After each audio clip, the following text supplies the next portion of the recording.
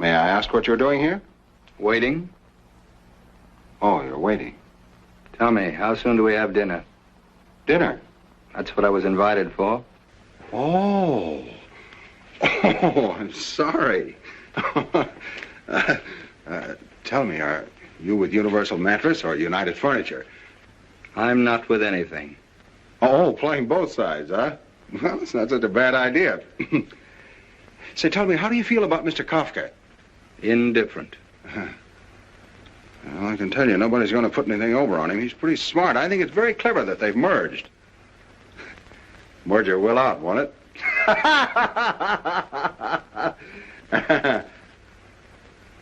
Yeah. Look, you want me to enjoy this evening, don't you? Why, yes, certainly. All right, come here. This vase insults me. It's ugly. Let's put it away. Oh, sure, of course. The customer's always right. Anything else in the room you'd like to change? Lots. Well, I think we're going to have a very enjoyable evening. I'll let you in a little secret. We've got goulash. Goulash? Yeah, goulash. Scrambled eggs for me. Well, only a suggestion. Will you forgive me? I must dress. Just continue to make yourself at home.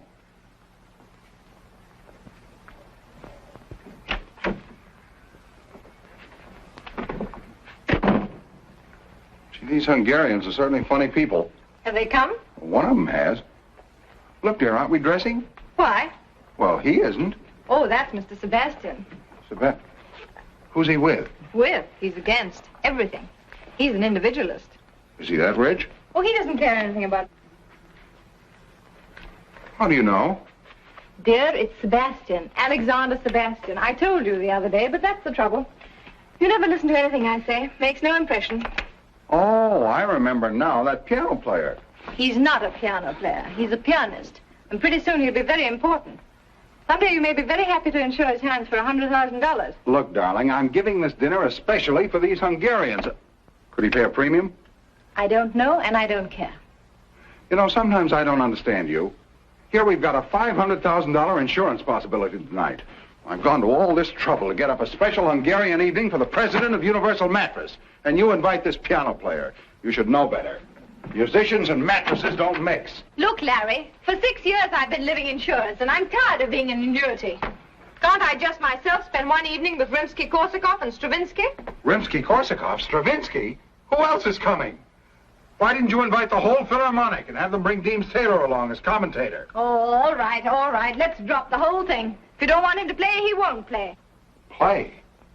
Say, that's not a bad idea. Maybe he could liven up the party, huh? If Mr. Sebastian consents to play, which I doubt, but if he does consent, it won't be Hungarian swing. Well, what will it be? Something you'd have to pay $2.50 to hear. You mean like Carnegie Hall? Exactly. Not in my house, not tonight.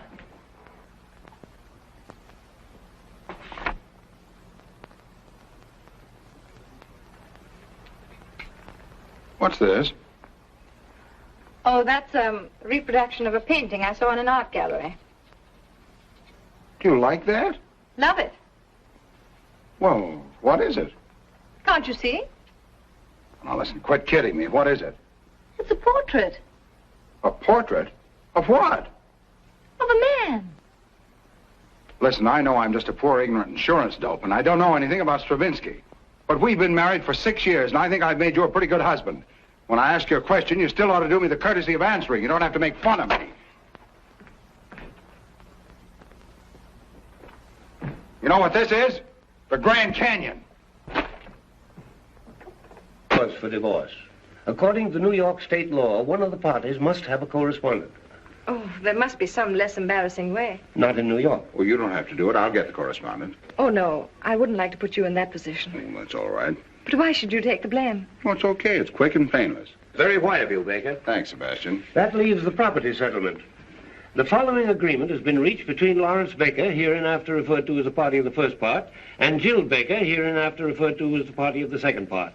It is understood that the party of the first part transfers title to the apartment at 685 Park Avenue to the party of the second part. Well, what about the furnishings? Yes, what about them? Well, I didn't understand that you Oh, were... yes, I want everything transferred to the party of the second part. Can't we take that up later? No, let's get everything settled now. You're entitled to it. Oh, now look. He's only trying to be fair. You're too generous. No, just fair. That's all. Well, if there's anything you want... Oh, I don't need anything. What would I do with it? But Larry... He lives in a hotel. Where would he put it? He'd only have to pay storage. That's right. Well, I'd better change this.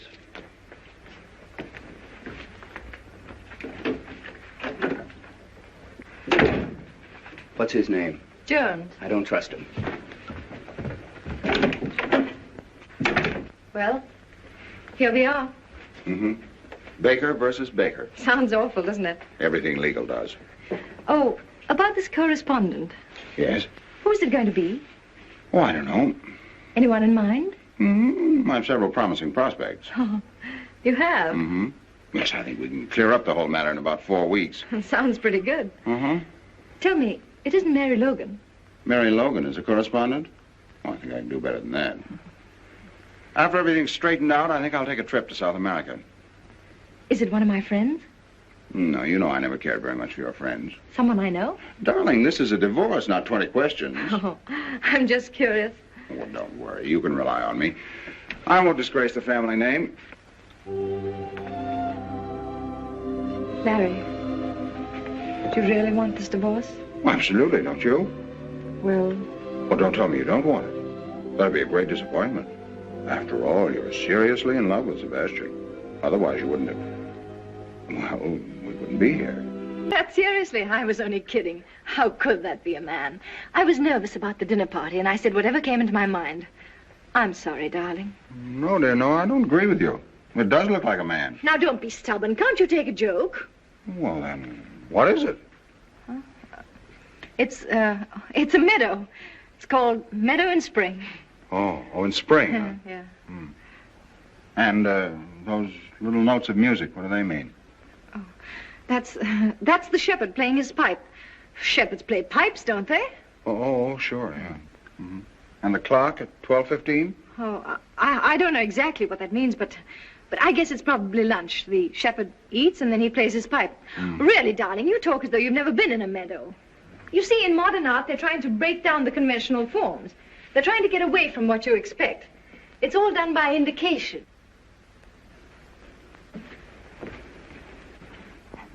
What are you doing? Oh, just putting a mustache on the shepherd.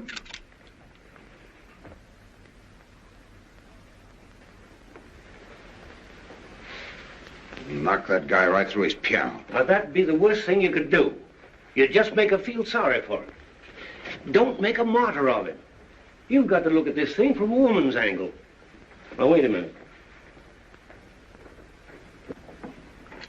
Miss Aiken, will you come in, please?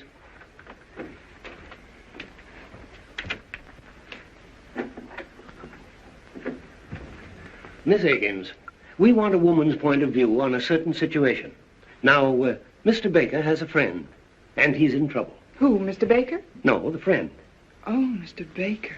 Shh. Now, Mr. Baker has nothing whatever to do with it. Let's call the friend Mr. Brown. Now, Mr. Brown has a wife. Mrs. Brown. Exactly. Mr. and Mrs. Brown have been married for, how long? Well, say 6 years. Yeah. They live in Toledo. 6 years in Toledo. That's bad. All right, then, let's say New York. Now, Mr. Brown is worried about his marriage. Things are not going along as well as they used to. What kind of a man is this, Mr. Brown? Very nice. Wouldn't you say so? Yes, very nice. Is he attractive? Very attractive. Don't you think so? Yes. And yet she's complaining. Well, she's drifting away from him. Yes, and he wants to get things back on the old basis. Who doesn't? Yes. Now, Miss Higgins, as a woman, I'm asking you, what is the right approach? Well, I should say a mink coat would do the trick. She has a mink coat. Then what's she complaining about? Thank you, Miss Higgins. That's all. Well, gentlemen, you wanted to get a woman's point of view. Just a moment.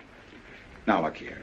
Mrs. Brown is interested in another man. Oh, does Mr. Brown know? Yes. Has he any proof? Too much. Has he any witnesses? No. Then he's sunk. Thank you, Miss Aiken. Well, I'm sorry, Mr. Baker, but if there aren't any witnesses, she's going to deny it, if you want the woman's angle. Miss Higgins, we're thoroughly satisfied. Well, I'm afraid I'm not the right person to give you any advice.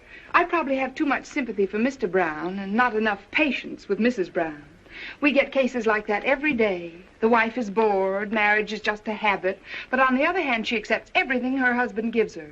I think she ought to be kicked out.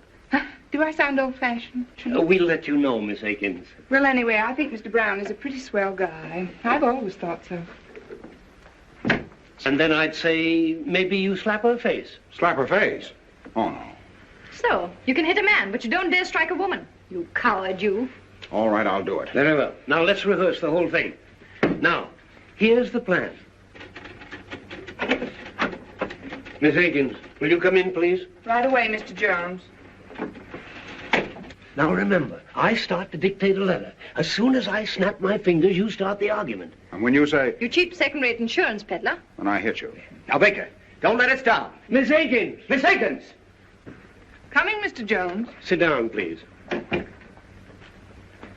Take this. To Walter K. Dovenmule, Capital City Bank and Trust Company, Columbus, Ohio. My dear Mr. Dovenmule, now let me see. So you won't tell me? I wasn't there. My mother saw you. Your mother gives me a pain in the neck. How dare you say that about my beloved mother? Your beloved mother. Pooh! So you won't tell me, huh? I wasn't there. But my mother saw you. Your mother gives me a pain in the neck. How dare you say that about my beloved mother? Your beloved mother. Pooh! What about Walter K. Dovenmule? Tell him I'm out.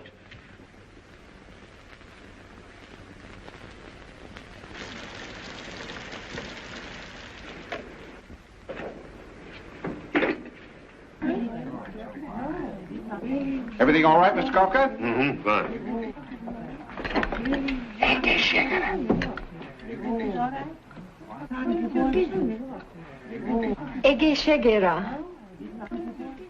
Egészségére? Egészségére? Milyen jól mondta ki! Hallottátok? Azt mondta, hogy egészségére! Egészen jól mondta magyarul! I thank you so much, Mrs. Baker. You make one feel at home. That's what I call hospitality, Mr. Baker. I didn't know she knew it. I wonder where she picked that up. What does it mean? To your health. Oh, isn't that nice? And she pronounced it so well. Igen. Igen, szívem. Ugye milyen jól mondta ki magyarul? Igen, nagyon jól. Nagyon jól. Nagyon jól. Egészségére. Én már régen nem beszéltem magyarul.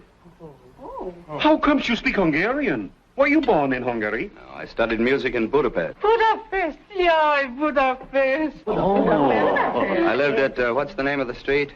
Andalusia. Andrássy úr. Andrássy úr. Hát én ott laktam az Andrássy úr, 54 számmal. 54? Én ismerem őket. Ott volt a kávéház. Andrássy kávéház. Minden délután ott volt az Andrássy. Annál szebb utca nincs is a világon. Minden nap ott sétál.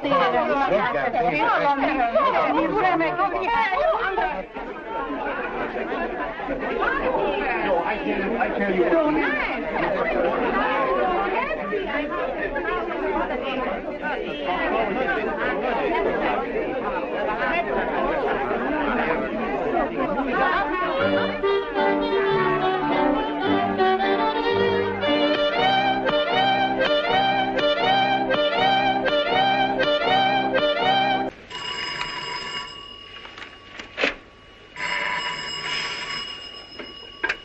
Hello? Hello, Sally, darling. I feel pretty good considering. What about you? Mm-hmm. That's right. Huh? Well, no, I'm sure you took it with you when we left for the Monte Carlo. Wait a minute.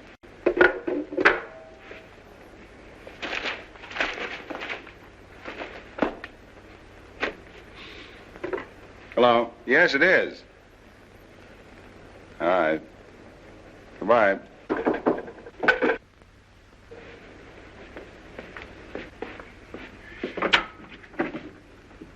Hello. Hello. Are you going to throw me out? Jill, you shouldn't come up here. It's rather embarrassing. Well, I was just passing by. But after all, if Sebastian finds out... Oh, don't worry about that. But I do. A girl engaged to be married, coming to a bachelor's apartment, and unannounced. Just a moment.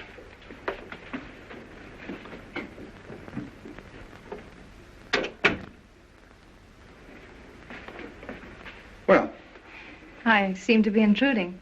look, Jill, what do you want to see me about? Someone here? What do you want, Jill? Well, I was driving by and... Oh, right on the 31st floor? Well, you said you wanted some kind of remembrance, and I'm on my way to Cynthia Knox's tea, and I had to pass by, so I picked up a few things. Some snapshots of us taken together.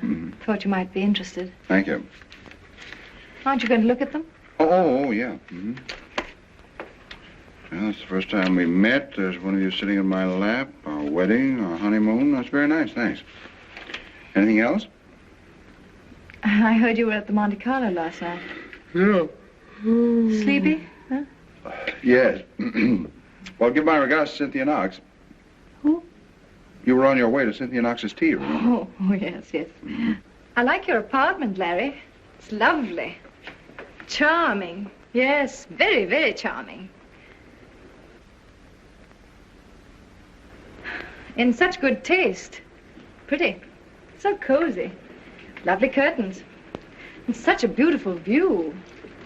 Yes, such a beautiful view. I'm sorry. That was rather foolish. Please forgive me. Oh, Larry, I did make quite a mess of things. Oh, everything turns out for the best. You can't mean that, Larry. I can and I do. Larry, please don't make me go to Philadelphia. Please don't. Oh, Madam has changed her mind. She gets a little tired of marriage and she walks out just like that. What does she care if she makes a fool of her husband or how much she hurts him? Then she gets a little tired of piano music and she comes back and says, oh, it was just a little whim of mine, so please trot back to the old homestead. You break up a whole life and then think you can put it back together again in one afternoon. Oh, no, it's not that easy. Jill. Jill Baker. 685 Park Avenue. 685 Park Avenue. Your age, Mrs. Baker? 22. I'm your doctor, Mrs. Baker. 24. Thank you.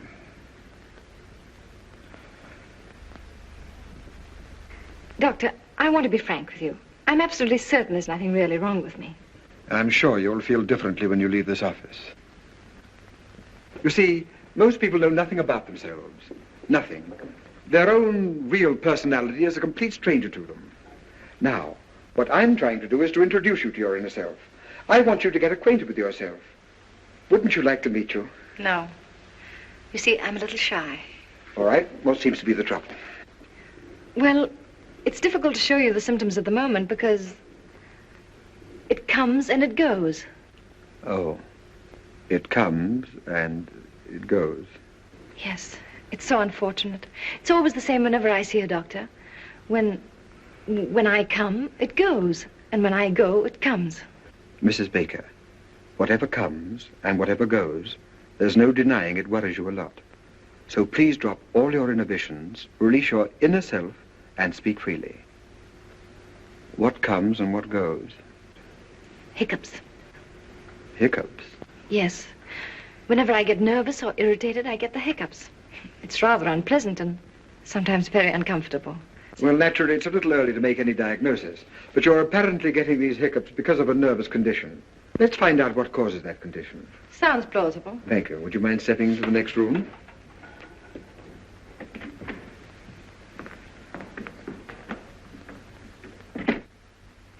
Uh-huh. Well, there's nothing unusual in your childhood. Let us examine your present life. Let us look at it through a magnifying glass. Let us examine every detail.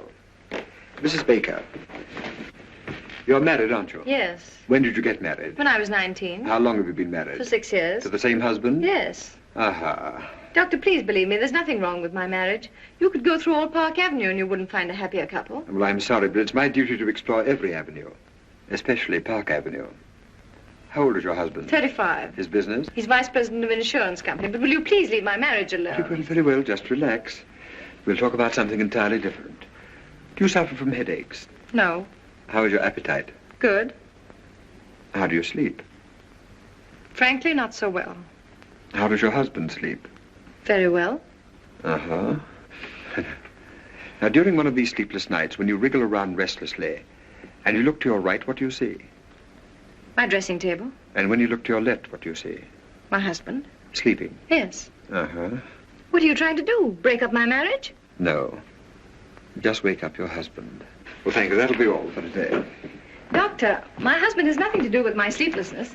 It's just that I'm super sensitive to noises or to the slightest sound. Does your husband snore? No.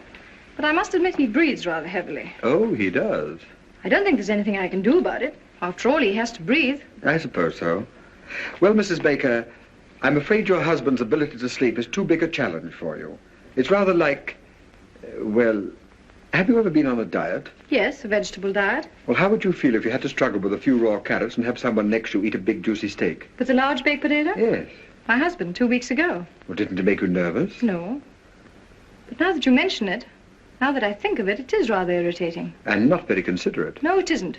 After all, husbands expect their wives to keep their figures, but on the other hand... I would call it a complete lack of cooperation. It is.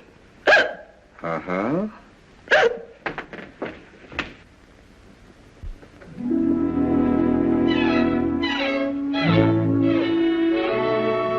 Jill, dear. Hello, Margie. Why, haven't I heard from you? How are you, dear? All right. Anything wrong?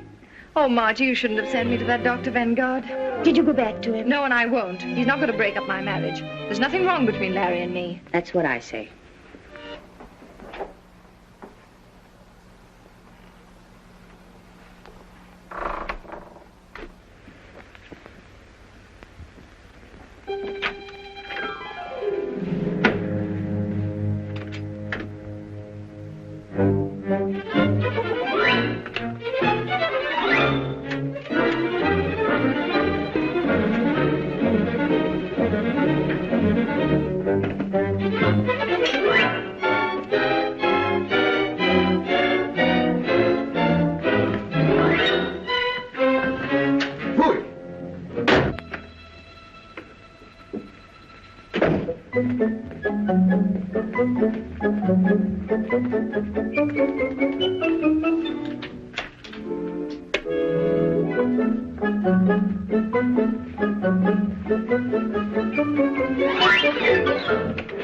Are people talking about us? They wouldn't dare in my presence.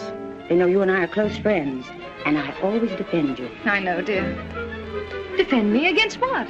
Well, now, after all, Town and Country called you the Happy Bakers. That's kind of sticking out your chin. Well, how many of our friends have stayed married for 6 years? Why shouldn't they call us the Happy Bakers? Well, why not? Your name is Baker, isn't it? Oh, Margie. I've been perfectly miserable for the last 2 weeks. I'm so marriage conscious. Whatever I look at, whatever I think of, I always find myself connecting it with my marriage. How I hate that Vanguard. Yet, if I'm honest, I must admit... What, dear? Well, if a wife looks at her husband through a magnifying glass, she's bound to see something. Yes, I should think so. Things I was never aware of before. Things I never noticed. For instance? Well, it's just an illustration, but like the other morning. You know how difficult it is for me to fall asleep. Well, finally, when I'm lucky enough to drop off, promptly at 8:15, what do I wake up to? A gargle. A gargle. Mm-hmm. That's the bugle call of marriage. Gargle is reveille, snore is taps. And what is there between? At 9 o'clock in the morning, he goes out of my life. Oh, my dear, isn't it the truth? Oh, I don't know what's the truth anymore. I'm completely confused. I'm so uncertain. Baker, I don't trust you. Oh, come on, have a cigar. Either you have something in the back of your mind or that cigar stinks. No, that's the same cigar I give my customers. How old are you, Sebastian? Not as old as you? Right in the prime of life, huh? You in good health? Good enough. Even better after I've had dinner. But I'm not going to fight. No. I don't want to fight. But you might run into a husband sometime who hasn't my respect for great music. Where would you be then? Come on, Sebastian. I'm going to do something for you whether you like it or not. I'm going to insure your hands. That'll give you complete freedom of action. It'll give me 5%. And we'll both be happy. I'm not going to fight. No, I know. I understand. You're an isolationist. Isolate yourself over there. You know, the best part of this whole thing is that we... Sit down. We can write this hand insurance as a subclause to your life insurance. Life insurance? What do I want with life insurance? And any dependents, any relatives? Relatives? Fui. I'll tell you. You can leave it to my wife. She can buy herself a beautiful brooch in the shape of a piano with little diamond keys. And then every time she pins it on, she'll think of poor dear Sebastian. Believe me, if anybody should insure his life, it's you. And right now.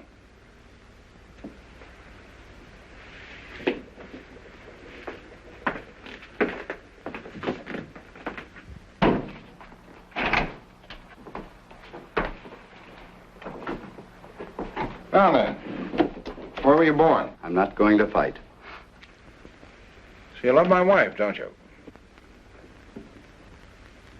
I've always heard that the ideal marriage should be something of a mystery. That your husband should remain a kind of stranger to you. Someone whose acquaintance you'd like to renew every day. You know what I mean. Yes, dear.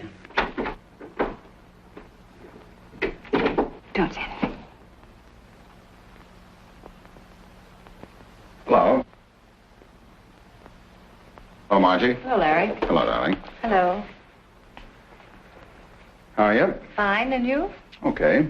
Have a good day? Yes, and you? Good. Anything new? No? With you? Nothing. Good. Won't see you later.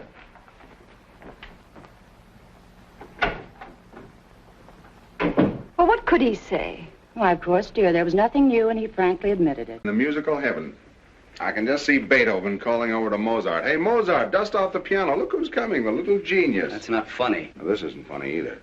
I love my wife. I've loved her for 6 years. For 6 years, we've been together. And along comes a guy like you and breaks everything up just because you've nothing else to do. You're not going to get away with it. If you'd loved my wife earnestly and sincerely, and you'd come to me and told me about it, well, that would have been one of those things.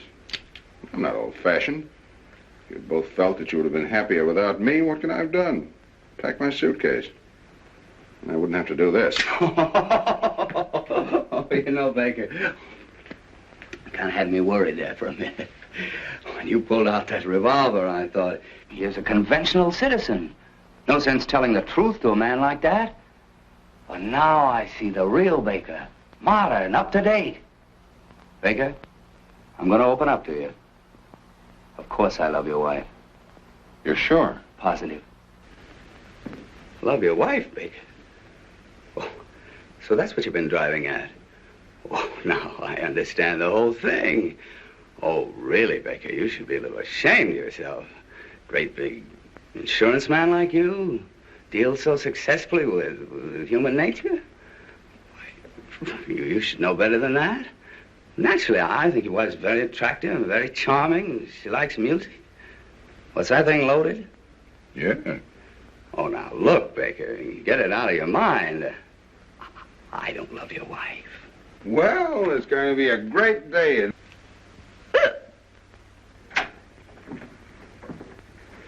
All right.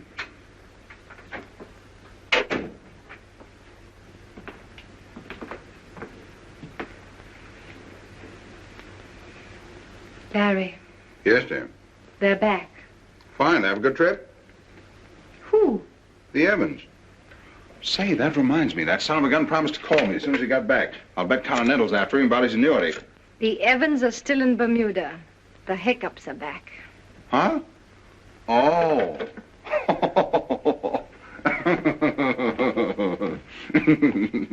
The joke's on me, huh? Yeah, that was very cute. Kicks.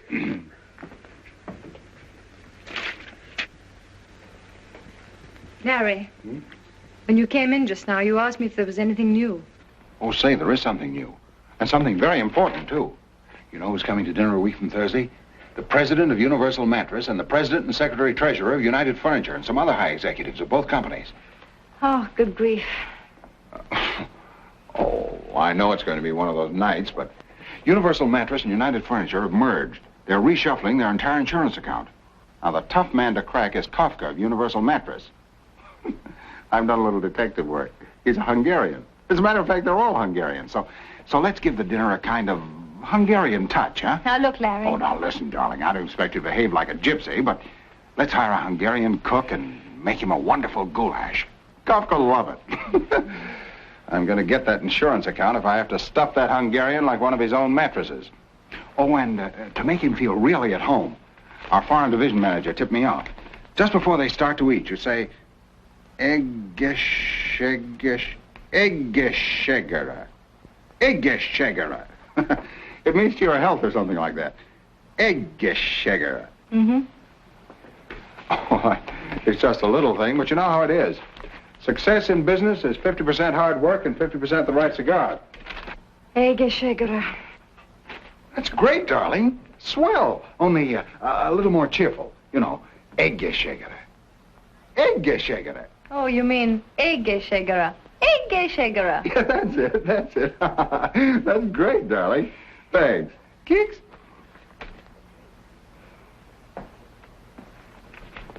Larry. Hmm? Why'd you do that? Do what? Keeks. Well, I always do that. Why? Well, why does one do things? But when you do it, what does it mean? Is there some underlying thought? Oh. No, just a habit, isn't it? Yes, if you want to call it that. Like scratching your head or patting your dog. Would you do it to some other woman? I don't know. I never tried. But you do it to me. Well, you're my wife. And that gives you the right to poke me in the stomach whenever you want to. Darling, don't you feel well? Fine.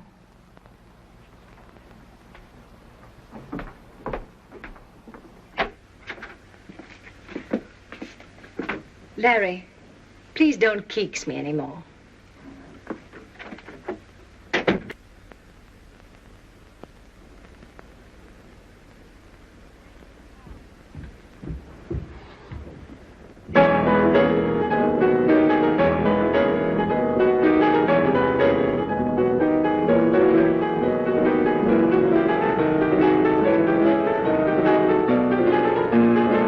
Alexander, stop it.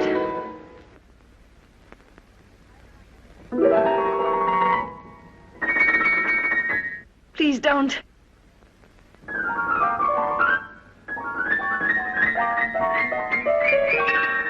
No. No.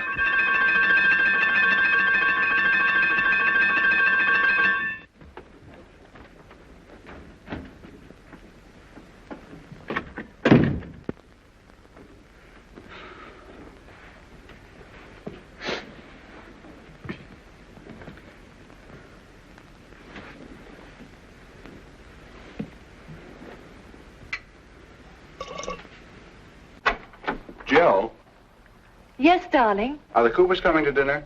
I don't know yet, darling. I'll let you know as soon as they phone. I wish you would, because if they're coming, I'll have to shave. All right, darling. Now, I don't want to cause any trouble, but cold facts are cold facts. If Mr. and Mrs. Cooper come, that big, awful-looking Mrs. Cooper, he shaves. And if he has dinner alone with his wife, he doesn't shave. And if anybody should shave, it's Mrs. Cooper. I spent 3.5 hours today at Elizabeth Arden's, but I don't rate a shave. My dear, that's the trouble with 95% of all marriages. Husbands don't shave. Don't men realize that a beard doesn't stop growing at 8 o'clock?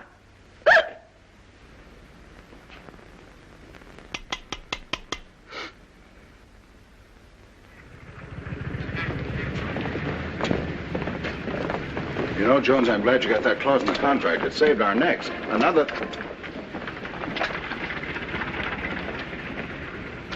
Wait a minute, I'm going to have some fun. How do you do? How do you do, sir? About that picture in the window. It's very good, don't you think? No fooling. What is it? It's a portrait of a man. Oh. Well, certainly. What else could it be? Excuse me, sir, not everybody understands modern art. Well, thanks. If you're interested, it's only $500. $500. Must be quite a man. Well, it's not the man. He happens to be rather an obscure musician. Musician? What kind of a musician? A pianist, I think. Is it by any chance Alexander Sebastian? Well, that's who it is. You recognized him. He seems to be a friend of yours. Wouldn't it be amusing to have him in your home?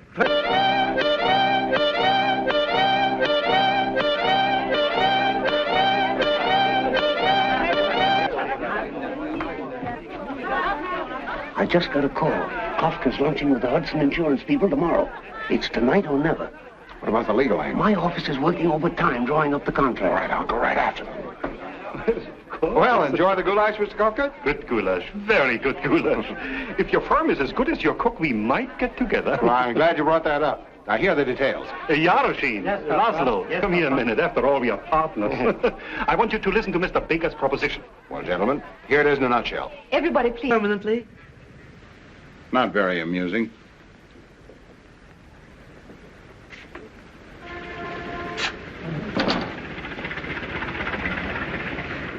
A cheap guy like that.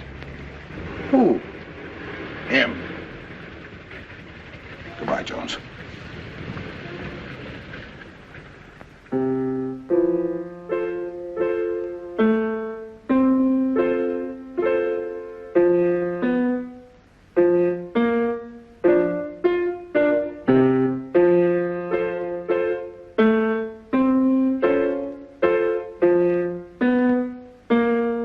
Hello, darling. Hello. Isn't this a nice surprise for you? Yes, very nice.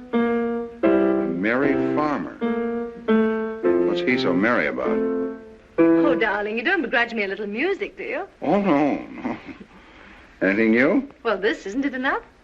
Yeah, plenty. Have a good day? Fine. You seem to be feeling better these days. Oh, yes. I slept 10 hours last night. And, Larry, the hiccups have completely disappeared. Isn't that good news? Yeah, very good news. Are you still going to Dr. Vengard? Oh, no. I don't need Dr. Vengard anymore. I'm so busy with my music and visiting art galleries that I haven't even time to think of any doctor. Oh. Isn't that wonderful? You know, I'm beginning to see something in this. Yeah, it starts to look like a man.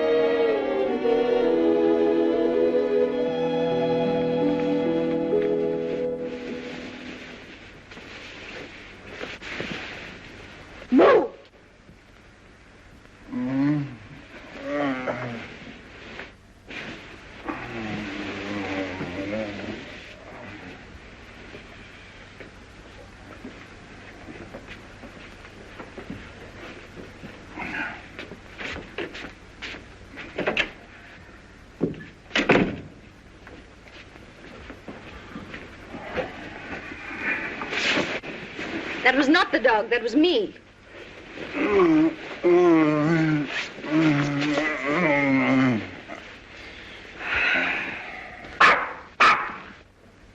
Shh.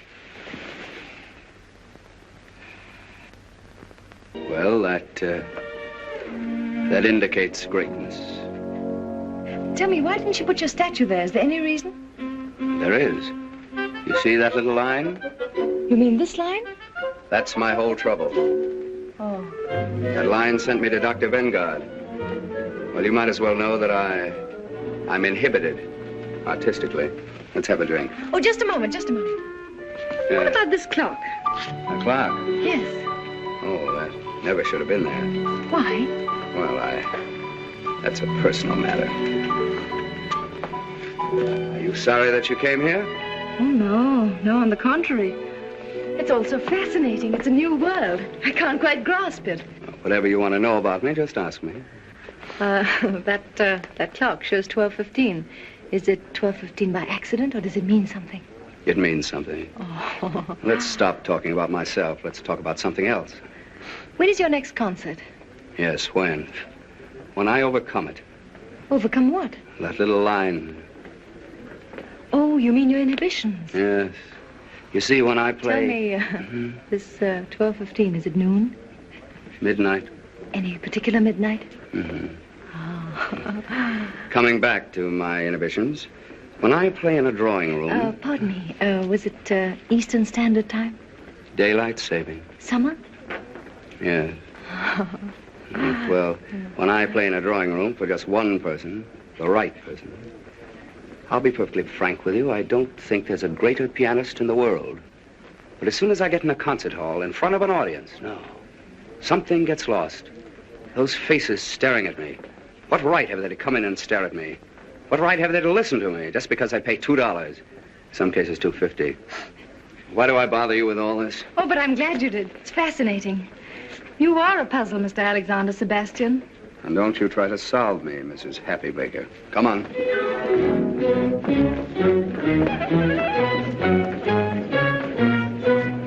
Some woman. Yeah. She certainly had a couple of interesting angles. I didn't notice them. Good. Now, Larry, you still love your wife, don't you? Yeah. Well, where are you going from here? I have a dinner appointment with old C.K. Higgins at his club. How can I sell insurance with this in my mind? It's a big deal, too. Now, listen. Forget Higgins. Forget insurance. Go home. There's only one thing you have to sell. Yourself. The most important client you ever had in your life is waiting for you. And her name is Mrs. Baker. Now, you're the best salesman in the business. There's nothing wrong with your marriage. You just have to resell it once in a while. Not so easy. Well, who said it was? Was it easy to sell Hale Insurance in Southern California? Just find the right slant.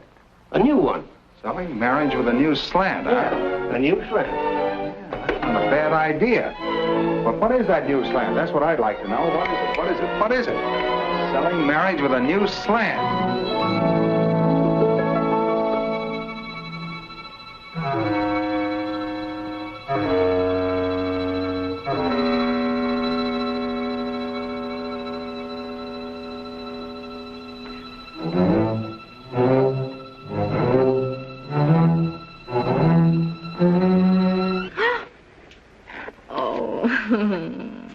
Nice surprise, eh? Hello, my genius. Who are you going to be this evening? Come, tell your little cadenza. Are you Mozart? Who are you to pull my mother? Your mother? Do you know what your mother reminds me of? Hey, stop, stop! Just a minute. Miss Higgins. I didn't tell you to leave. Yes, for heaven's sakes, Miss Higgins. Sit down. Now, read that back to me. Mr. Walter K. Dovenmule, Capital City Bank and Trust Company, Columbus, Ohio. My dear Mr. Dovenmule. So you don't like my mother? No, I don't like your whole family. Oh, you don't? No, I don't like your father. I don't like your brother. And do you know what your mother reminds me of? What? Of you. That'll give you a rough idea of what I think of your mother. You cheap second-rate insurance peddler. You cheap second-rate insurance peddler.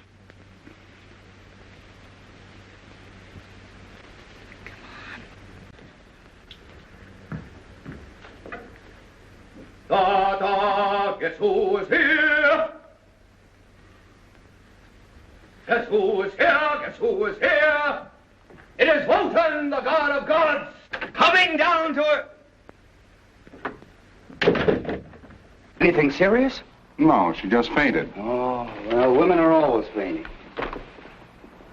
Any particular reason? No. She just thought I was a genius. Then she found out I wasn't, and it was too much for her. Please make yourself at home. I'll be right back. I want to get some smelling salts.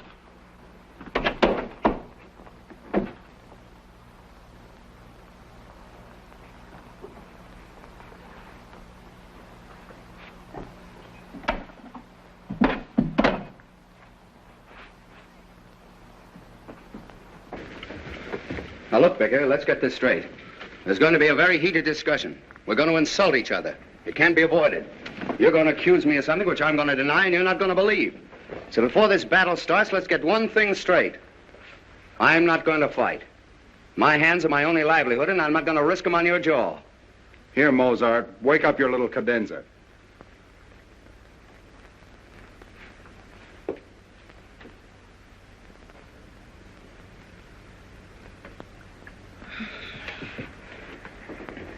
What's happened? Well, I... You! What? That's very funny. You know what I thought? Look, I think I...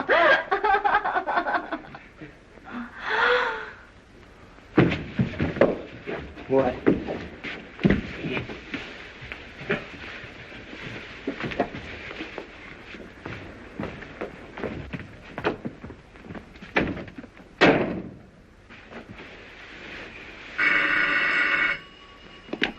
Hello? Hello, Jones. I'm still selling. You were right. It needed an entirely new slant. I think I've got a new one.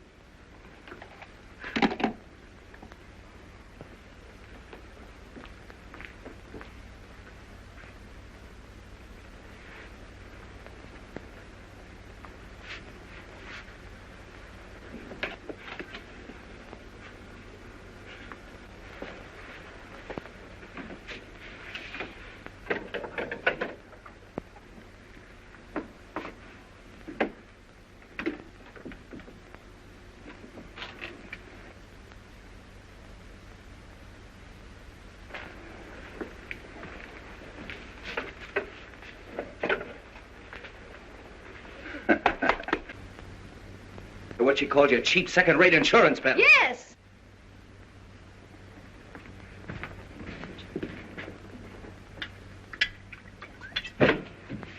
Now look, man, our whole happiness is at stake. One good sock. Here, have another cognac. Now give it everything. Read it back to me. Walter K. Dovermule, Capital City Bank and Trust Company, Columbus, Ohio. My dear Mr. Dovermule. Yeah, my dear Mr. Yeah. Everything I said about your mother still goes. And double. Oh, it does? Yes, it does. Well, I still say you're a cheap second-rate insurance peddler. Oh, so I'm a cheap second-rate insurance peddler, am I? Yes, you are. Say it again. You cheap second-rate insurance peddler.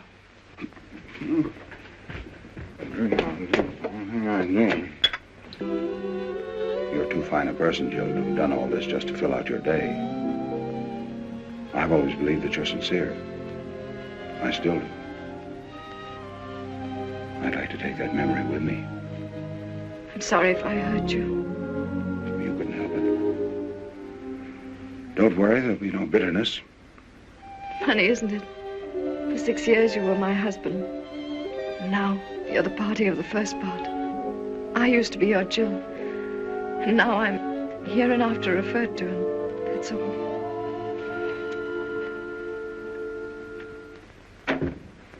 Well, everything's taken care of. What's the matter? What'd you do? Nothing, just went over some of the details. I don't trust you, Baker. Darling, there's nothing to worry about. It's a very clean-cut agreement. Alexander, please, I'm so nervous. Can't you understand? Of course, we all have our little moods. Keith!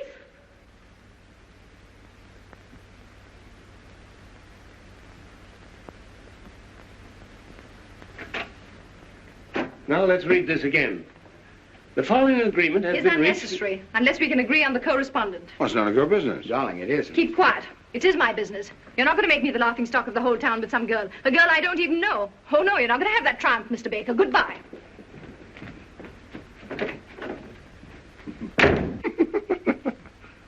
Keeks? Don't do that, Baker. Jill! Jill! Jill! And that, my dear Mr. Jones, is what is known as protecting your original investment. Let's get a drink.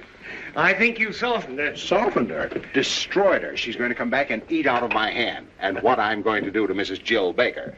Fui.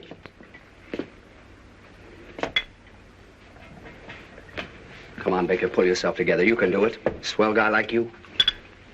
Read it back to me. Walter K. Dovermule, Capital City Bank and Trust Company, Columbus, Ohio. My dear My dear Mr. Mr. Dovermule.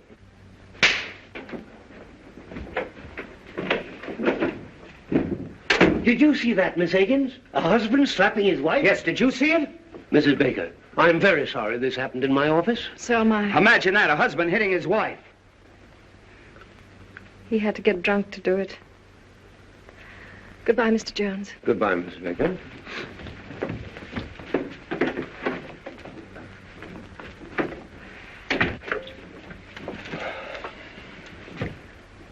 What about Walter K. Dovenmule? Tell him I'm out.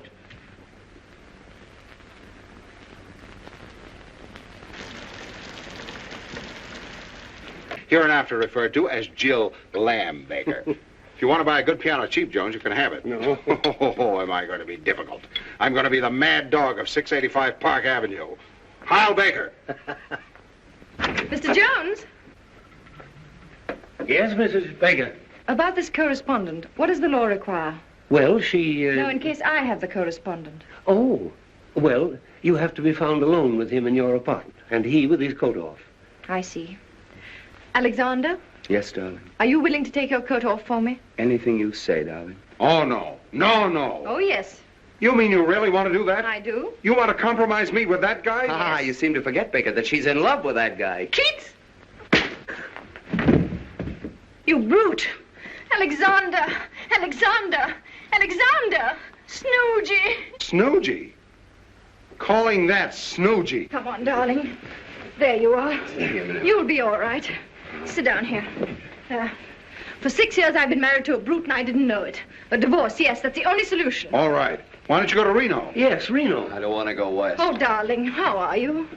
Unshaken. Would you establish residence in Pennsylvania? Pennsylvania, it's around Philadelphia, isn't it? In the neighborhood, Well, yes. that's not bad. They've got a good orchestra. It'd be easy to communicate with New York. Very well. Shall we say Pennsylvania? All right, Pennsylvania, China, anywhere. Only let's get it over with. Okay, let's look up Pennsylvania.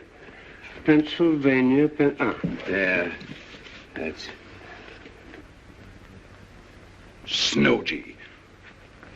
You're going to get your divorce if it's the last thing I do. Section 10. Innocent spouse may get divorced provided the other spouse shall have, by cruel and barbarous treatment, rendered life intolerable and burdensome to said innocent spouse. Sounds promising. Shouldn't be difficult for you to be barbarous. No, my innocent spouse. What do I have to do? Well, let's call in a witness. Let's say my secretary. And first, you two start a quarrel. With pleasure.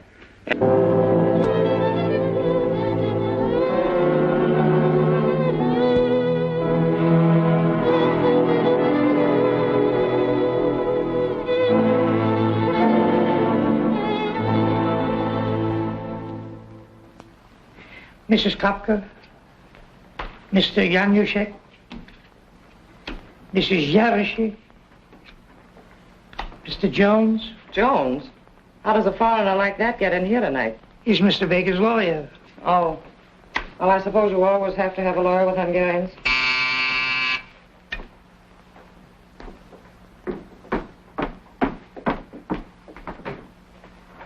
Good evening, sir. Good evening. How's the goulash coming? Fine, Mr. Baker. Did a package arrive for me? Not yet, sir.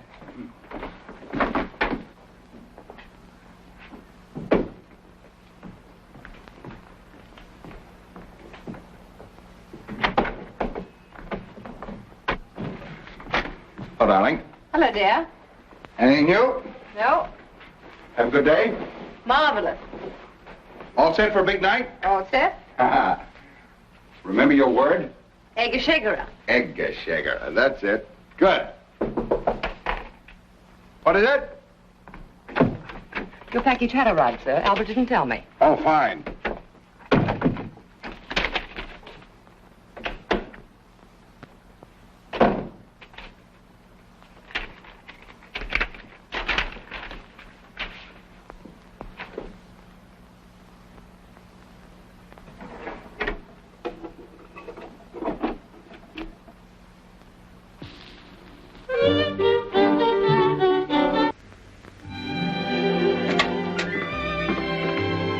How'd you do?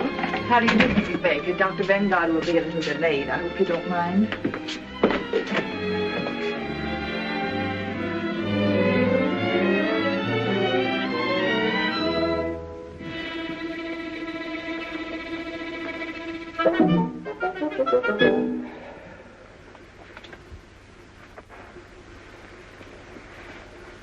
Ugly. Ugly.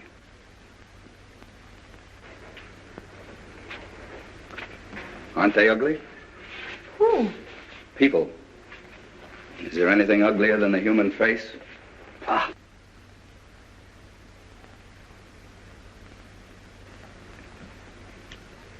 You mind if I smoke? Not at all. Smoke yourself? Yes. You haven't got a cigarette, eh? Yes.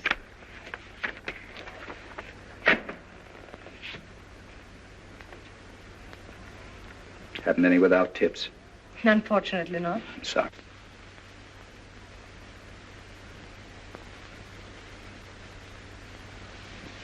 Pfui.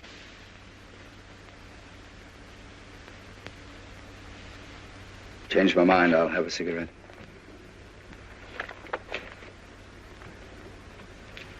Yes, thank you. Have you seen this doctor before? Yes. How much do you charge? I really don't know. I haven't asked. Oh, you didn't have to. Dr. Vanguard just phoned. He'll be detained at least another half hour. Another half hour? Well, we have two alternatives. We can read a magazine or we can talk. This is a lovely day, isn't it? Yes. Yes, well, that takes care of that. Let's forget it. Do I bore you? Oh, no, on the contrary. Let me warn you that I say what I think. I'm a complete individualist. Oh, really? I'm against communism, capitalism, fascism, Nazism. I'm against everything and everybody. I hate my fellow man and he hates me. Sounds rather amusing. So I amuse you. I'm a clown, eh? Pagliacci.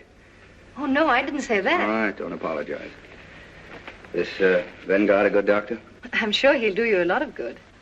Why do you say that? What's wrong with me? I really wouldn't know. After all, I'm not the psychoanalyst. Uh-huh. What's wrong with you? Nothing. Why are you here? You don't go to a psychoanalyst to have a tooth filled. So what's wrong? I think we'd better read magazines. All right.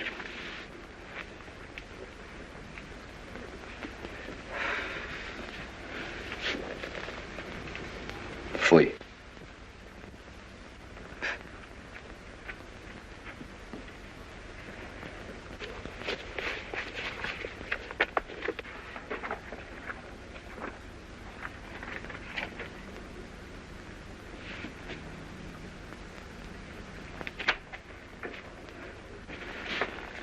I hate to bother you again, but what does one have to do to be happy? I think Dr. Vanguard would know more about that than I. More than you, Mrs. Baker?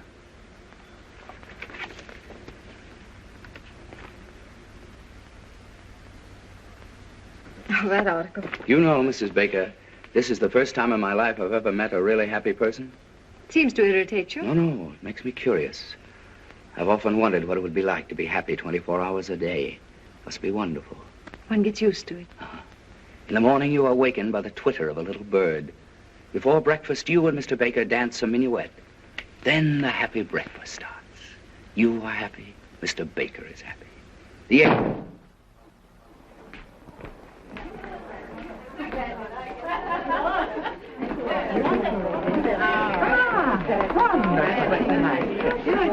You sit here, Mrs. Kafka. Thank you. And that's why, Mr. Kafka, we're the only company for you. Sounds very reasonable. Let's talk about it after dinner. Yes, indeed. After dinner, we'll have a good long talk right here, Mr. Kafka. All right.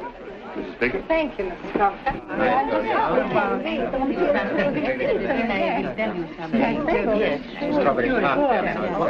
You mean not even Lohengrin? Especially not Lohengrin. I give you all of Wagner. Except one passage in Tristan. That's really good, but you never hear it played right. Perhaps someday I could hear you play it as it should be played. Perhaps. I don't eat strawberries. Oh, I'm sorry. All right.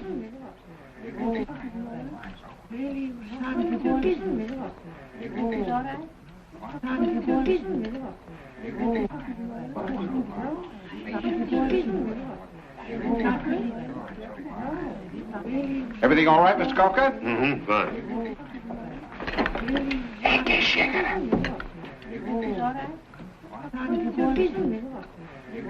Ege Shegera. Egészségére milyen jól mondta ki. Hallottátok? Azt mondta, hogy egészséges. Egészen jól mondta magyarul. I thank you so much, Mrs. Baker. You make one feel at home. That's what I call hospitality, Mr. Baker. I didn't know she knew it. I wonder where she picked that up. What does it mean? To your health. Oh, isn't that nice? And she pronounced it so well. Ingat! Igen, szívem. Ugye milyen jól mondta ki? Eggs are happy. The hens who laid the eggs are happy. Now, look here. My presence seems to annoy you, so I think I'll leave. No, I'm sorry, Mrs. Baker, but if you feel that way, naturally, it is I who'll go. Oh, no. I'm afraid you need the doctor more than I. Are you sure, Mrs. Baker? You see, that's an interesting question. We're both here for the same reason, happiness. One has not enough, one has too much. Who needs the doctor more? Now, that's interesting, isn't it? Rather, but I don't like to discuss it. Yes, I understand, Miss Baker. Well, I'm very happy to have met you. I'm very sorry if I've offended you. Goodbye, Miss Baker. Goodbye. Fooey. Oh, just a moment. Yes? May I ask you one question? Certainly. Yes? What's wrong with that picture? Are you really interested? Yes. Sit down. Now, this artist saw no more in that tree than the camera which photographed the happy Mrs. Baker. It's only the surface. Art goes much deeper. You see, if I were a painter and I were to paint you, I don't know what the picture would look like. It wouldn't look like that photograph. Do I make sense? Yes.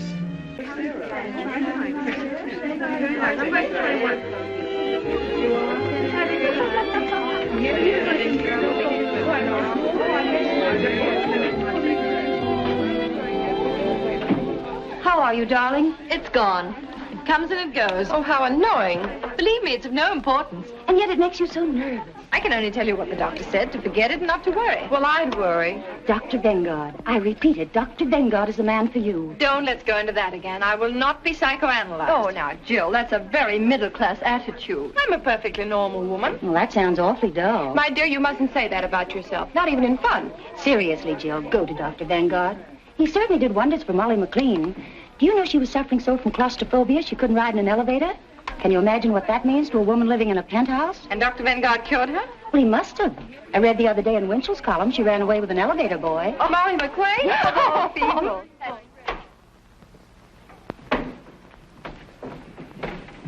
My name is Mrs. Baker. I know. Mrs. Stallings phoned me. Will you please be seated?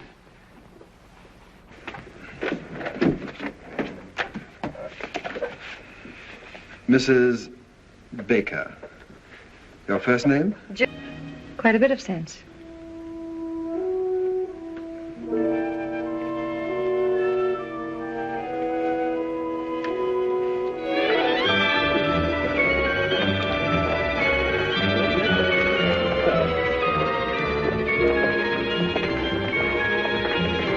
How do you do?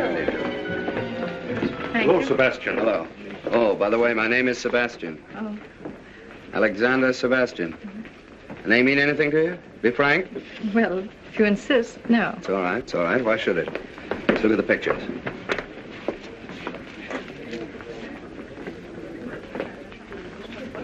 Number 15. Child with trumpet. No good. I was afraid it was. The artist hasn't found himself yet. When he does find himself, where is he? Child with trumpet. The child's all right, but he's missed very badly on the trumpet. Didn't he? That won't live. I hope not. Fui. That's almost great. Who painted it? A woman. No man could be so malicious. 26. Eleanor Stroud. Portrait of Alexander Sebastian? No use denying it. That's me. That woman didn't paint me. She performed an autopsy. She saw me. Frankly, the whole thing looks to me like a puzzle. Puzzle. That's correct. Good. I was a puzzle to her, but she was no puzzle to me.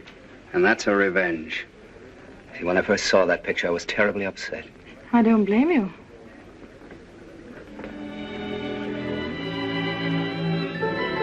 What do these notes mean?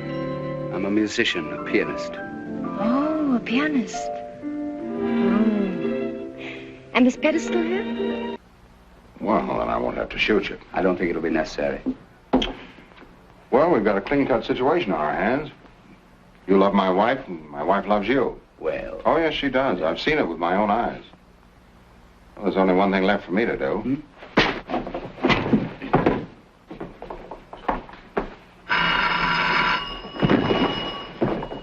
Hello?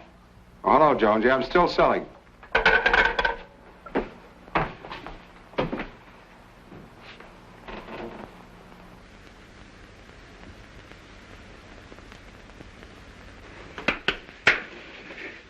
Did I hit back? No. Good.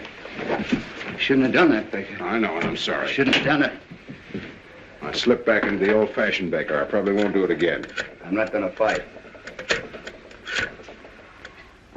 Hello. This is Lawrence Baker. I want to reserve a room for tonight. I'll be right over. Thanks. Nice to see you. Mr. Baker would have loved to have seen you, but unfortunately he's busy. Oh, he asked me to give you your handbag. Oh, yes, I forgot it. I was doing some secretarial work for Mr. Baker. Oh, secretaries work on Saturday night. Oh, well, I'm a notary public, too. Oh, I see. And you brought your seal? Oh, yes. A trained seal. Goodbye, Miss Akins. Goodbye, Mrs. Baker.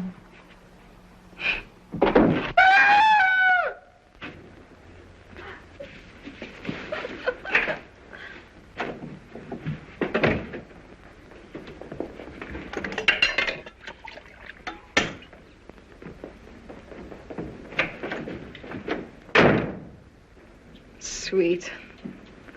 Sweet.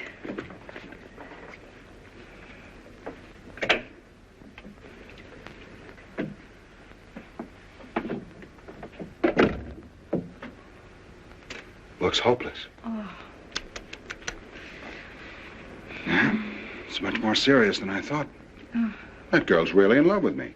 She adores me. I don't blame her. She says she can't live without me. And I believe her. And I, too. It's understandable. You're very wonderful. Oh. Oh, yes, yes, you are. How about dinner? But you know I can't. How about after dinner? Do you want a suicide in your conscience? Oh, no, not that. Well, there you are. You're right. It's hopeless. It's too bad, Jill. Everything could have been so marvelous. Yes. There's no reason we couldn't really have been happy. Yes, but it's too late now. Yeah. It looks like the end. Goodbye, Larry, and good luck. Good luck.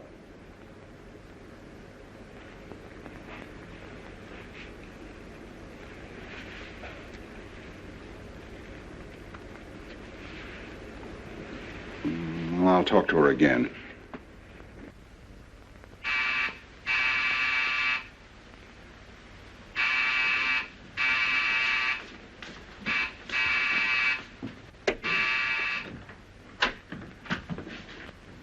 Mrs. Baker home? Yes, but... Never mind.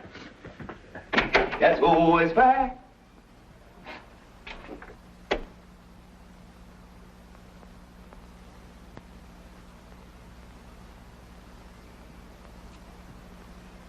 It's Wotan, the god of gods, coming back to Earth.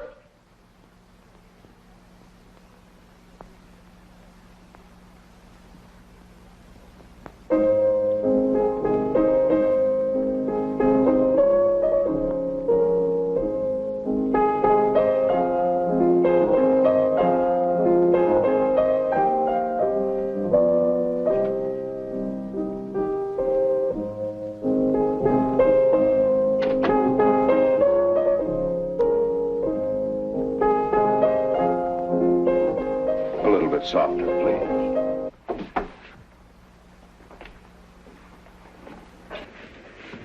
please. Baker. Are you really moving out? Well, yes, certainly. I think I should leave the apartment to her. You do? Well, yes, it's only fair, don't you think so? Yes, I think that seems to be the best approach. Well, I'm glad you think so. No, I don't want there to be any bitterness. No, fortunately, I'm in a position to give her security, to take care of her future. And why not? She deserves it, don't you think so? Yes, I do. After all, she's given me the best years of her life. Yes, I'll take some wonderful memories with me. She's a nice girl, isn't she? Yes, very nice. Of course, she has her faults. Well, who hasn't? That's true.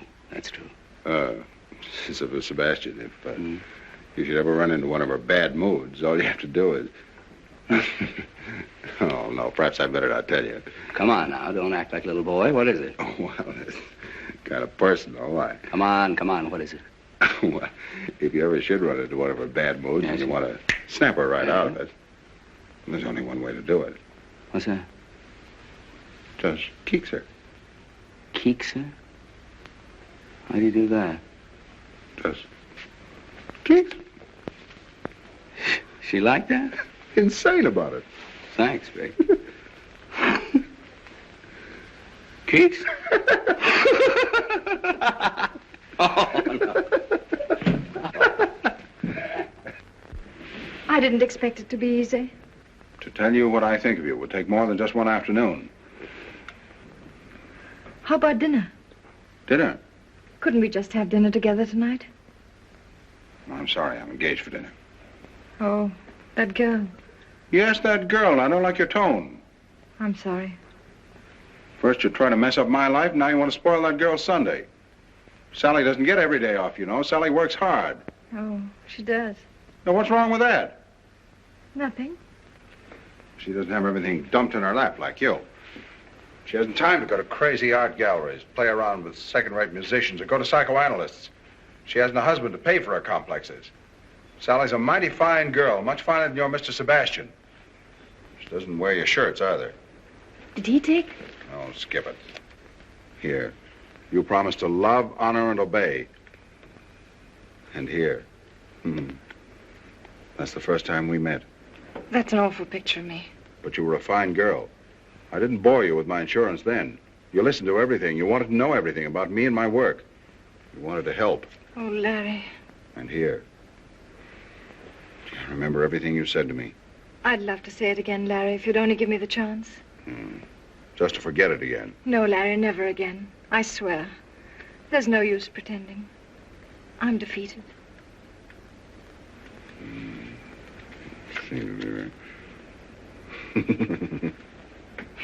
Gee.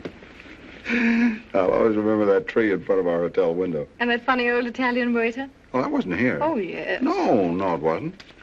No, here. Oh, that's right. That's that front porch. Our first breakfast. Yes. Oh, Larry, couldn't we have dinner together? Not tonight. Why not? Sally? Let me talk to her. Oh, no. Woman to woman, she'll understand. No. Please, Larry.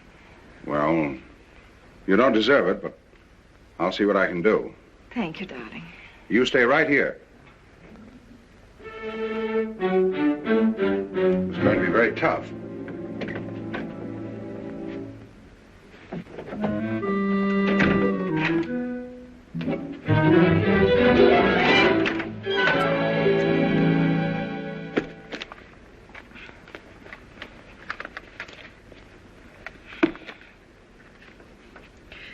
Sally Akins.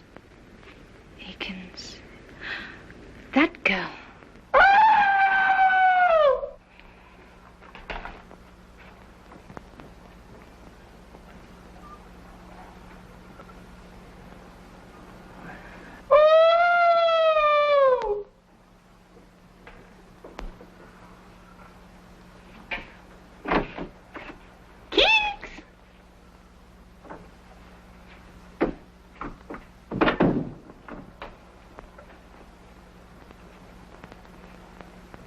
How'd you do, Miss Akins? Oh, hello, Mrs. Baker. Please, I have a treat for you.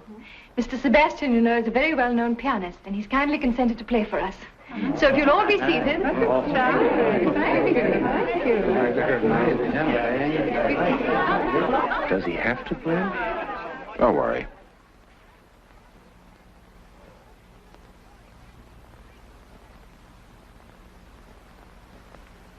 Mrs. Baker. Yes, Mr. Sebastian. Would you mind moving from here, please? Yes. Go on, show your legs.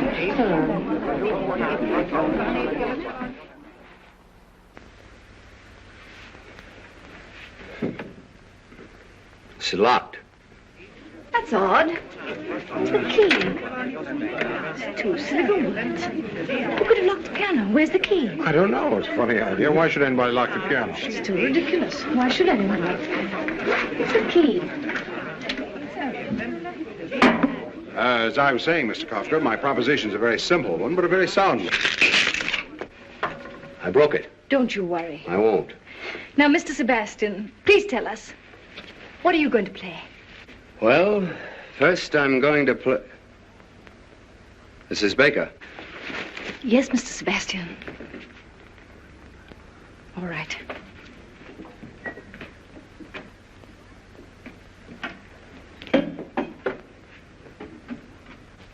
I shall begin with a Sonata Pathétique by Beethoven. A sonata in 3 movements.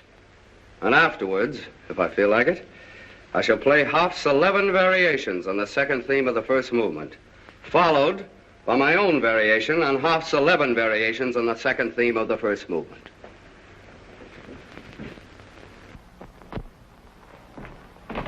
Listen, how long is the sonata? The only one I ever heard lasted 3 cigars. It's a catastrophe. It's a disaster. Jones, we're sunk.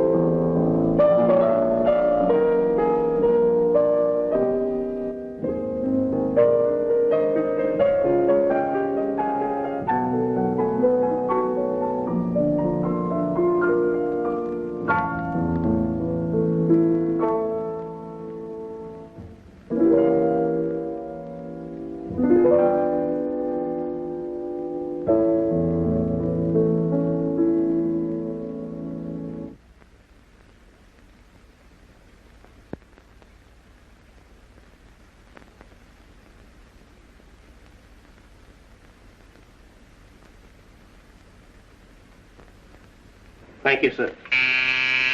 Come in. Hello, Albert. Good morning, sir. I hope you'll forgive me for disturbing you on Sunday. It's all right, Albert. Have a late night, sir? Yes, I've had a series of late nights. I guess I'm not as young as I used to be. Oh, I think you look very fit, sir. Oh, thanks, Albert. How's everything going? Well, not so well, sir. I came to ask if in your future plans you'd have any use for me. Have you left Miss Baker? Yes, sir. I had to, on account of that musical gentleman. Oh. In fact, we all left, except Emma. But then she fortunately is quite deaf. How is Miss Baker? As charming as ever, sir. Happy, I suppose. If you'll pardon me for saying so, I think she shows great courage.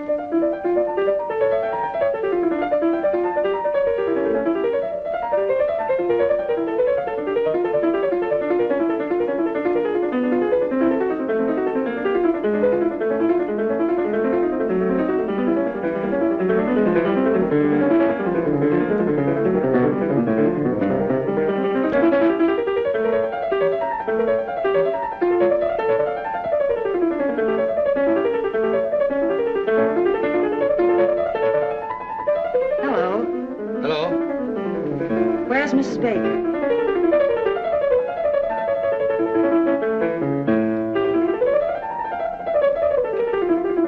Jill, dear. Margie, darling. Oh, I got such a thrill when you called me. Why shouldn't I, old friends like us? Sit down, Margie. How are you, Jill? Oh, I'm fine. I hear you're going to Philadelphia. Oh, did you meet Alexander? Yes, but I didn't want to bother him. He's practicing for his new concert. I understand. Does it disturb you? No. I love music. Yes, I'm going to Philadelphia. And you're happy? Oh, yes, very. Of course, I'm still a little bewildered. It's all so new. I guess it's all very exciting. Oh, yes, very exciting. Being transferred from the business world into the world of art. Nothing but Bach and Tchaikovsky. That's Bach he's practicing. Oh, yeah. You sure it doesn't disturb you? Oh, no. I love it. You don't have to be ashamed. Not everybody likes Bach, so if you want him to stop... My dear, I wouldn't think of it. The whole thing sounds so very romantic. Yes, very romantic.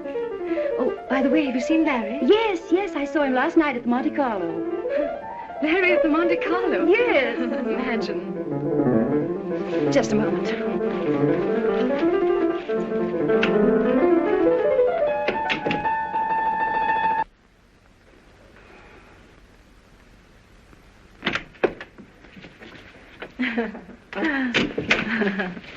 Please forgive me. Of course. Well, now, what were we talking about? So, you don't like my music, eh? Alexander. I make nothing but a lot of noise. All right. Fui. Isn't he original? Oh, very. I hope you don't mind. No, not at all. I love to make him angry. He turns into a big grizzly bear. It must be fascinating. Jill? The bear.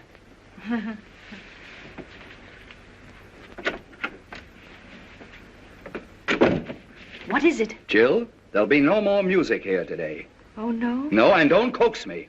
And don't shush me. As a matter of fact, there'll be no more Sebastian here today. At least not for lunch. And dinner is very uncertain. Well, if that's the way you feel about it. It is. Jill, I can be very impossible. Goodbye.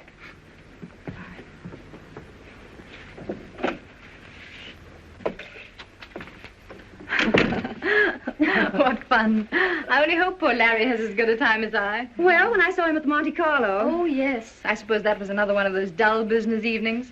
Was it a large party? No, I'd say she was about your size. Oh. Was she attractive? No, I didn't think so. But George and Freddie thought she was terrific. You know George and Freddie. But what do you care? That's right. What do I care? Larry's entitled to have a little fun.